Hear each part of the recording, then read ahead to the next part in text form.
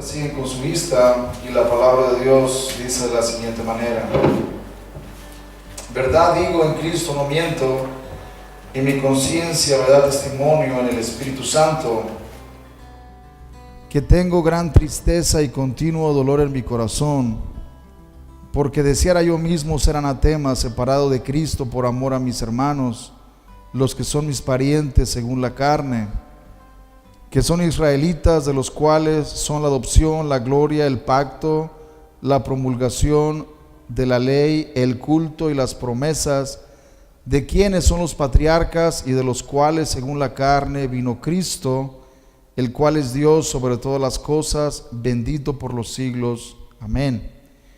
No que la palabra de Dios haya fallado, porque no todos los que descienden de Israel son israelitas, ni por ser descendientes de Abraham son todos hijos, sino en Isaac te será llamada descendencia. Esto es, no los que son hijos según la carne son los hijos de Dios, sino que los que son hijos según la promesa son contados como descendientes. Porque la palabra de la promesa es esta: por este tiempo vendré y Sara tendrá un hijo. Y no solo esto, sino también cuando Rebeca concibió de uno, de Isaac nuestro padre, pues no habían aún nacido, ni habían hecho aún ni bien ni mal, para que el propósito de Dios conforme a la elección permaneciese, no por las obras, sino por el que llama. Se le dijo: el mayor servirá al menor. Como está escrito: a Jacob amé, mas a Esaú aborrecí. ¿Qué pues diremos? ¿Que hay injusticia en Dios? En ninguna manera. Pues a Moisés dice: tendré misericordia del que yo tenga misericordia, y me compadeceré del que yo me compadezca. Así que no depende del que quiere, ni del que corre, sino de Dios que tiene misericordia. Bien, en esta mañana, hermanos, estaremos continuando con la serie que estamos llevando sobre la doctrina reformada, sobre las enseñanzas de la fe reformada. Y el domingo anterior estuvimos hablando de la soberanía de Dios, cómo Dios es soberano sobre todas las cosas, y cómo aún esa soberanía de Dios tiene control aún de las decisiones pecaminosas de los seres humanos. Estuvimos viendo, por ejemplo, dos ejemplos bíblicos de esto. Un ejemplo lo vimos en el Antiguo Testamento, cuando José fue vendido por sus hermanos y fue llevado a Egipto, y ahí en Egipto fue metido en prisión por un crimen que no cometió, y sin embargo salió de la prisión para explicar o revelar el significado de un sueño del faraón en ese momento, y debido a esa interpretación del sueño de faraón, José fue puesto como gobernador de Egipto, como el más importante en toda esa tierra, como la mano derecha del faraón. Así que las intenciones malas de los hermanos de José, al querer deshacerse de él, Dios las tomó y las cambió para bien. Dios tiene control de las intenciones malvadas de las personas, y ese ejemplo de José es un claro ejemplo de esto. Así que aún las malas intenciones de los seres humanos, Dios tiene control de ellas. Y el otro ejemplo que vimos fue el ejemplo de Cristo, cuando los judíos lo entregaron para ser crucificado, debido a que lo odiaban, no querían que Cristo reinara sobre ellos, lo detestaban, y debido a eso ellos lo entregaron, ellos buscaron la manera de acusarlo injustamente para que fuera sentenciado a muerte. Varios testigos falsos se levantaron acusando a Cristo de haber blasfemado, y debido a que había blasfemado, él merecía morir. Y claramente, hermanos, nosotros sabemos que esos testigos eran falsos, las acusaciones eran totalmente infundadas, no era cierto. Y sin embargo, el apóstol Pedro dice que lo que le sucedió a Cristo había sido ordenado por Dios. todo lo que los judíos habían confabulado hacer con Cristo, el Padre lo había preordenado, el Padre lo había ordenado que así sucediera. En otras palabras, los malos pensamientos de Judas Iscariote, los malos pensamientos de Poncio Pilato y de los judíos, de los líderes religiosos, el odio que le tenían hacia Cristo, el Padre los tomó y los encauzó para que ellos así actuaran de esa manera y crucificaran a Cristo, y al crucificarlo, hermanos, cumpliera las profecías del Antiguo Testamento y trajera de esa manera el perdón de pecados. Así que las malas intenciones de las personas, aún esas malas intenciones, no escapan del control y de la soberanía de Dios. No solamente, hermanos, los eventos de la historia, las cosas que suceden en este mundo, como un tornado, como una tormenta, como cualquier tempestad, está bajo el control de Dios. Pero no solamente esas cosas están bajo su control, pero también las decisiones impías de los seres humanos. Las decisiones que los seres humanos toman, aún esas decisiones están bajo el control soberano de Dios. Bueno, en este punto, hermanos, surge una pregunta. Y es una pregunta muy importante, y es la siguiente: si Dios es soberano y controla de esa manera, ¿cómo puede el ser humano ser verdaderamente libre para decidir lo que quiere hacer? ¿Cómo? ¿De qué manera? Si Dios es soberano, así como lo muestran las Escrituras, que es soberano, que controla, que Él tiene el control de todo, no hay nada que escape a su control. Entonces, ¿cómo puede ser verdaderamente libre el ser humano para decidir hacer lo que Él quiere hacer? En otras palabras, si Dios es el que últimamente está detrás de todos los eventos de la historia y de todas las decisiones de los seres humanos, ¿acaso eso no hace al ser humano tan solo, como dicen algunos, un títere o un robot a quien el Dios soberano solamente mueve las cuerdas y el títere tiene que hacer lo que Dios dice o lo que Dios quiere que haga? ¿Acaso la soberanía de Dios no hace al ser humano un simple títere, un simple robot? Esa es la objeción, hermanos, que ha surgido en el tema de la soberanía de Dios. Y la pregunta es, ¿cómo podemos reconciliar esto? ¿Cómo podemos reconciliar el hecho de que Dios es soberano, pero el hombre toma sus propias decisiones? ¿No es cierto? El ser humano toma sus decisiones y en ningún sentido es un robot. El ser humano no es un robot, no está programado, en otras palabras, no estamos programados. Somos nosotros los que hacemos las decisiones, sean buenas o malas, las tomamos nosotros. Y aún así, Dios las controla. Dios está detrás de todo esto. La Biblia no explica, hermanos, el mecanismo usado. La Biblia no nos explica el cómo esto puede ser posible. Solamente nos dice que así es, ¿no es cierto? Nos establece y dice: los hermanos de José lo odiaban y lo vendieron. Y cuando lo vendieron, Dios lo puso en el trono de Egipto. Y José reconoce que Dios fue quien lo llevó a Egipto, no ellos. Que Dios estaba orquestando todo. Dios estaba orquestando todo. Hermanos, eso es soberanía. Eso es soberanía. Dios es soberano. No hay nada que escape a su control. Dios es soberano. Pero el problema es de que muchas personas ven la soberanía de Dios, especialmente los no creyentes, ven la soberanía no como algo hermoso, no como algo agradable, no como algo que realmente viene a ayudarnos a tener confianza en medio de los problemas. No, muchos la ven como una amenaza. Ellos dicen: no, si Dios es soberano, así como ustedes dicen, entonces yo no soy más que un títere. Entonces no soy más que un robot programado, porque ya Dios ha decidido. Él ya ha hecho, ha decidido todo, así que yo solamente estoy siguiendo un script, solamente estoy siguiendo lo que ya Él ha hecho que yo haga.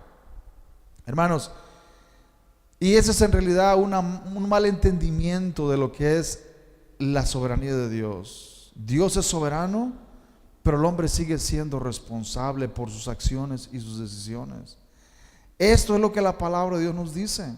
La Biblia no intenta reconciliar cómo puede ser posible la soberanía de Dios que controla todas las cosas y las decisiones de los seres humanos que son libres, ¿verdad? En un sentido libres, porque cada persona decide lo que quiere decidir, hace lo que quiere y lo hace. No hay nadie que le esté poniendo una pistola en la cabeza y le dice, ahora vas a hacer esto, ¿no es cierto? El ser humano hace sus decisiones porque desea hacerlas, nadie lo está obligando.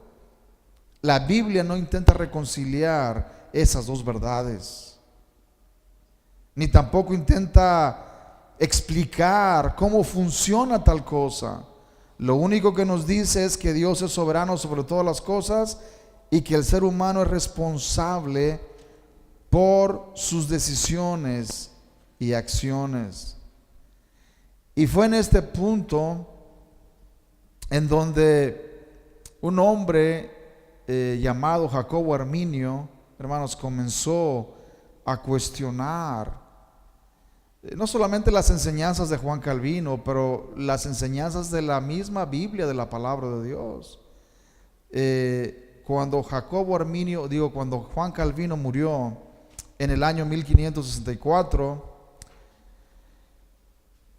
el colegio de Ginebra que él había fundado quedaron bajo el liderazgo de un hombre llamado Teodoro Beza. Y Teodoro Beza, como estudiante de Juan Calvino, era uno de los estudiantes más brillantes, más inteligentes, y fue el que quedó a cargo de ese colegio, ese instituto bíblico que entrenaba pastores para el ministerio. Y Teodoro Beza comenzó a tratar de responder preguntas que Juan Calvino no intentó responder. A veces los alumnos, hermanos, salen un poco más inteligentes que los maestros, ¿no es cierto? Salen con más inteligencia, y Teodoro Beza era inteligente también.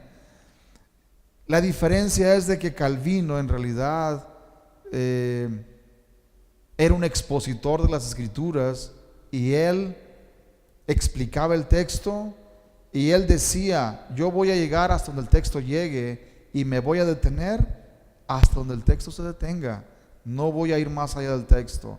Ese era el lema de Calvino. El lema de Juan Calvino es, voy a explicar la palabra, voy a explicar el texto bíblico, y si hay algo que no está ahí, yo no lo voy a enseñar, yo voy a enseñar lo que esté en el texto bíblico. Y eso fue lo que él hizo. Él fue un expositor de las Escrituras. Él agarraba los textos bíblicos y comenzaba a enseñarlos, a exponerlos. Y cuando se trataba de la elección, de la predestinación, él exponía el texto bíblico y enseñaba lo que dicen las Escrituras. Que Dios es soberano, que Dios elige, que Dios predestina, que Dios hace eso porque Él es el soberano, Él es el creador. Y cuando alguien le preguntaba, y bueno, maestro, y entonces, ¿cómo puede eso funcionar? Que el ser humano es libre, responsable, y que de alguna manera Dios lo predestinó. ¿Cómo puede eso funcionar? Y la respuesta de él era que hay cosas que la Biblia no revela, y debido a que no nos revela eso, él no podía responder cómo eso funcionaba. Pero su alumno, hermanos, Teodoro Beza, comenzó a responder esas preguntas. Él comenzó a tratar de responder cómo eso podía funcionar y de qué manera podíamos reconciliar la soberanía de Dios con libertad o responsabilidad del ser humano. Y fueron esas respuestas las que causaron a un estudiante, hermanos, de ese colegio reformado llamado Jacobo Arminio, que él comenzara a ver que estas enseñanzas se estaban llevando un poco más allá de lo que decían las escrituras. Y él comenzó a pastorear una iglesia, pero antes de pastorear esa iglesia, él fue puesto como un maestro en un colegio, en un seminario en el país de Holanda. Y en ese colegio, aunque él era un reformado también, era un cristiano que había estudiado en Ginebra, había entendido las doctrinas reformadas, y él era un maestro que iba a enseñar las doctrinas reformadas. Pero ahí en ese colegio, hermanos, como maestro a los alumnos, comenzó a enseñar algo diferente a lo que la fe reformada enseña. Y él comenzó a enseñar que Romanos 9, hermanos, no hablaba sobre la predestinación de personas individuales. Él enseñaba que cuando Pablo dice que había amado a Jacob y había odiado a Esaú, que en realidad no se estaba refiriendo a individuos, sino que se estaba refiriendo de manera general a aquellos que rechazaban a Cristo y que eran representados por Esaú, y los que aceptaban a Cristo, los cuales eran representados por Jacob. Entonces él comenzó a darle un entendimiento, hermanos, diferente a la enseñanza de Juan Calvino. Juan Calvino había enseñado que efectivamente cuando Pablo dice a Jacob amé y a Esaú aborrecí, que realmente Dios estaba refiriéndose a sus personas individuales. Cuando él habló de Moisés y del faraón, realmente habló de esas dos personas, no de un grupo de personas, no, de ellos individualmente. Y Jacobo Arminio comenzó a enseñar que no era así, que solamente se estaba refiriendo al grupo de personas que rechazaban a Cristo y al grupo de personas que aceptaban a Cristo, y que por eso habla de Esaú y de Jacob, de Moisés y del faraón. Y la enseñanza bíblica, hermanos, no es esa. La enseñanza bíblica es lo que dice Pablo, porque él está discutiendo y hablando de Israel según la carne. Y él dice: tengo continuo dolor y gran tristeza en mi corazón por la incredulidad de mis hermanos según la carne, los judíos, como la mayoría de ellos no creen en Cristo, son incrédulos, lo rechazan. Yo mismo desearía ser anatema, separado de Cristo por amor a ellos, que son israelitas, de los cuales son la adopción, la gloria, el pacto, la promulgación de la ley, el culto y las promesas de quienes son los patriarcas, y de los cuales según la carne vino Cristo, el cual es Dios sobre todas las cosas, bendito por los siglos, amén. Y entonces él comienza a explicar o a dar la respuesta del por qué esos israelitas que eran descendientes de Abraham según la carne no creían en Cristo, lo rechazaban.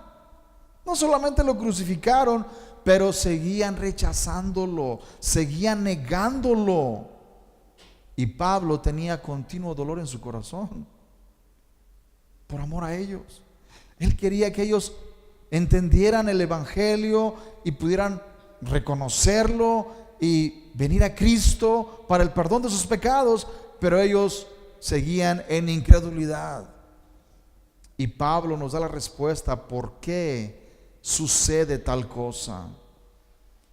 Y él dice: no que la palabra de Dios haya fallado, porque no todos los que descienden de Israel son israelitas, ni por ser descendientes de Abraham son todos hijos, sino en Isaac te será llamada descendencia. Esto es, no los que son hijos según la carne son los hijos de Dios, sino que los que son hijos según la promesa son los contados como descendientes. Y este punto que el apóstol Pablo hace es importante, hermanos, porque ser un hijo de Dios no es por el solo hecho de ser hijo de Abraham, como los judíos creían, porque Abraham tuvo otro hijo llamado Ismael, que también fue su hijo, y sin embargo Ismael no era el hijo de la promesa. Isaac fue el hijo de la promesa, y Isaac tuvo más descendientes. Los judíos eran descendientes directos de Isaac, de Jacob, de Abraham, y sin embargo la mayoría de ellos, o muchos de ellos, rechazaban a Cristo, no lo querían. Así que, ¿eran hijos de Dios esos que rechazaron a Cristo? Y la respuesta es no. Pablo dice, no todos los que son descendientes de Abraham son verdaderos israelitas, solamente aquellos que obedecen al Señor son contados como sus descendientes. Y luego continúa y dice, porque la palabra de la promesa es esta: por ese tiempo vendré y Sara tendrá un hijo. Y no solo esto, sino también cuando Rebeca concibió de uno, de Isaac nuestro padre, pues no habían aún nacido, ni habían hecho aún ni bien ni mal. Y aquí viene, hermanos, el punto de la discordia. El punto de la discordia entra en el versículo 11. Pues no habían aún nacido, ni habían hecho ni bien ni mal, para que el propósito de Dios conforme a la elección permaneciese, no por las obras, sino por el que llama. Se le dijo, el mayor servirá al menor, como está escrito, a Jacob amé, mas a Esaú aborrecí. Hermanos, dos gemelos, dos niños, gemelos, estando en el vientre de su madre, la palabra de Dios fue: uno es el escogido y el otro no. Uno es el hijo de la promesa y el otro no. Hermanos, Esaú no fue el escogido por Dios para ser el que llevaría la descendencia del pueblo de Israel. No sería Esaú, sino sería Jacob. Así que Esaú, hermanos, fue rechazado. Y la pregunta es, ¿por qué fue rechazado? ¿Acaso hizo alguna obra mala Esaú, hermanos, para ser rechazado? Y la respuesta es no. Esaú no hizo nada, hermanos. Esaú no hizo nada. Fue rechazado por Dios porque Dios en su soberanía le plació escoger a Jacob y rechazar a Esaú, aún estando en el vientre de su madre, para que el propósito de Dios conforme a la elección permaneciese, no por las obras, sino por el que llama. Y luego Pablo pregunta en el versículo 14, ¿qué pues diremos? ¿Que hay injusticia en Dios? En ninguna manera. Pues a Moisés dice, tendré misericordia del que yo tenga misericordia, y me compadeceré del que yo me compadezca. Así que no depende del que quiere ni del que corre, sino de Dios, quien tiene misericordia. Hermanos, estas palabras son claras, contundentes, para mostrar, hermanos, que la elección no es del ser humano. La elección es de Dios. Dios es el que elige, Dios es el que escoge. Y sin embargo, nosotros no sabemos quiénes son los escogidos. ¿Por qué? Porque Dios le ha placido dejarnos en la oscuridad respecto a esto. Él solamente nos ha dicho: busca a Dios mientras puede ser hallado, llamadle en tanto que está cercano. Ese es nuestro deber, nuestra responsabilidad y nuestra obligación. No es nuestro trabajo el andar tratando de saber quién es escogido y quién no lo es. Nuestro deber es esforzarnos por buscar al Señor mientras puede ser hallado. Así que este líder, hermanos, Jacobo Arminio, comenzó a cuestionar las enseñanzas de Teodoro Beza, y últimamente las enseñanzas de Jacobo Arminio comenzaron a estar en contra de la palabra de Dios, y lamentablemente ha existido un debate entre los mismos evangélicos desde ese tiempo, los cuales se han dividido en dos campos: aquellos que han seguido el ejemplo y las enseñanzas de Arminio, de Jacobo Arminio, al cual se les conoce como creyentes arminianos, y los que han seguido las enseñanzas de Juan Calvino, a quienes se les etiqueta con el nombre de cristianos calvinistas. Y en realidad, hermanos, no es que sigamos las enseñanzas de Juan Calvino, sino es lo que la palabra de Dios dice, ¿no es cierto? Lo que el apóstol Pablo dice claramente en Romanos 9 es claro sobre que Dios es el que decide, el que escoge, y no somos nosotros. No es nuestra propia decisión la que hace ultimadamente que seamos salvos, sino es la elección de Dios de habernos escogido en Cristo desde antes de la fundación del mundo, para que podamos ser conformados a la imagen de Cristo. Ahora bien, ¿cómo esto funciona, hermanos? Es un misterio, porque déjenme decirles, en mi propia experiencia, yo fui el que me arrepentí de mis pecados. Yo fui el que acepté a Cristo en mi corazón. Yo fui el que decidí hacer eso. Y sin embargo, no fue el producto de mi inteligencia. No fue el producto de mi propia capacidad, sino que el Espíritu Santo regeneró mi corazón, y cuando el Espíritu Santo regeneró mi corazón, pude darme cuenta de mi necesidad espiritual. Y esto es algo que muchos cristianos les cuesta entender. No tenemos que tratar de quebrarnos la cabeza en entenderlo, hermanos, porque ese es el problema de muchos, y ese fue el problema de Jacobo Arminio. Él quería entenderlo. Bueno, si Dios predestina y si Dios escoge, entonces, ¿qué función tienen los seres humanos de aceptar a Cristo, por ejemplo, de arrepentirse de sus pecados? Si Él ya ha decidido desde la eternidad salvarlos, se van a salvar aunque ellos no se arrepientan. No es así, hermano, no es cierto. No es cierto. Si Dios ha escogido salvar a alguien, esa persona se va a arrepentir verdaderamente, porque el Espíritu Santo hará una obra en su corazón y se va a arrepentir. Pero si no ha sido escogido para salvación, hermanos, aunque le prediquemos todos los días, no va a arrepentirse. Eso es lo que sucedía con los judíos, pues, en el tiempo de Pablo, hermanos. El apóstol Pablo predicándoles, y los judíos burlándose de Pablo, mofándose de él. Y hasta el día de hoy la mayoría de los judíos desprecian a Pablo, lo rechazan como un impostor, como lo peor al apóstol Pablo. Hasta lo tildan de falso judío al apóstol Pablo, debido a que abrazó la fe cristiana. Dejó al judaísmo y abrazó la fe cristiana.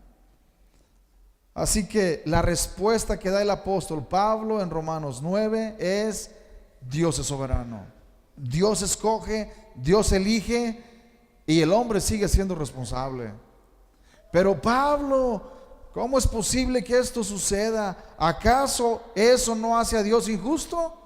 Y Pablo responde: no hay injusticia en Dios.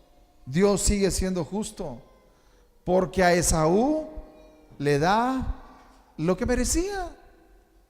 Esaú era un pecador como todos, y le dio lo que Esaú merecía. Jacob era un pecador también, pero le dio su gracia, le dio lo que no merecía, aunque era un pecador también Jacob. Sin embargo, Dios tuvo misericordia de Jacob y lo escogió, y no escogió a Esaú para ese objetivo que Dios tenía. Así que escogió a uno para un propósito, pero no escogió al otro. ¿Hay injusticia en Dios para eso? ¿O por eso? La respuesta es no. Hermanos, El que Judas haya entregado a Cristo no fue obra de la casualidad. Dios había determinado que Judas lo entregara. Alguien dijo: oh, es que nadie sabe quién podía ser. Podía haber sido el apóstol Juan, o podía haber sido Pedro. El que se descuidara podía haberlo entregado. No es cierto, hermano, no es así. La Biblia no enseña tal cosa. Desde antes, Cristo mismo decía: no he escogido yo a vosotros los 12, y uno de vosotros es diablo. ¿Acaso no dijo eso? Claro. ¿Y ustedes creen que Cristo no sabía quién era ese diablillo, hermanos, por ahí? Por supuesto que Él sabía quién era ese diablillo que andaba entre ellos, hermanos. Él sabía que no era Pedro, Él sabía que no era Juan, Él sabía que era Judas. Cristo sabía, Cristo conocía a Judas. Él sabía que él era ese diablo que estaba entre ellos. Él sabía que lo iba a entregar, Él lo sabía. ¿Fue injusto Dios por haber escogido a Judas para que le entregara a Cristo, hermanos? No, no fue injusto Dios. Sus propósitos nadie puede frustrarlos. Y ese es el punto del apóstol Pablo en Romanos 9. Nadie puede frustrar los planes de Dios. El problema de Jacobo Arminio, hermanos, es tratar de defender a Dios para que Dios no sea culpable de injusticia. No hay necesidad de que defendamos a Dios, hermanos, por favor. Pablo dice: Él sigue siendo justo. Él sigue siendo justo. Aun cuando le plació escoger al faraón para mostrar su poder en él y que quedara anegado en las aguas del Mar Rojo con todo su ejército, aún así Dios sigue siendo justo. Dios sigue siendo justo. Dios no es injusto por haber escogido a Judas para ese trabajito, hermanos, de haber entregado a Cristo. Dios no fue injusto, no, Él sigue siendo justo. Somos vasos de barro que hemos sido formados por el alfarero, y nuestro trabajo no es cuestionar los caminos del alfarero, sino humillarnos delante de Él, reconocer que Él es el soberano, que Él es el creador, y que últimamente, hermanos, su voluntad es lo único que importa. Pongámonos de pie en esta mañana.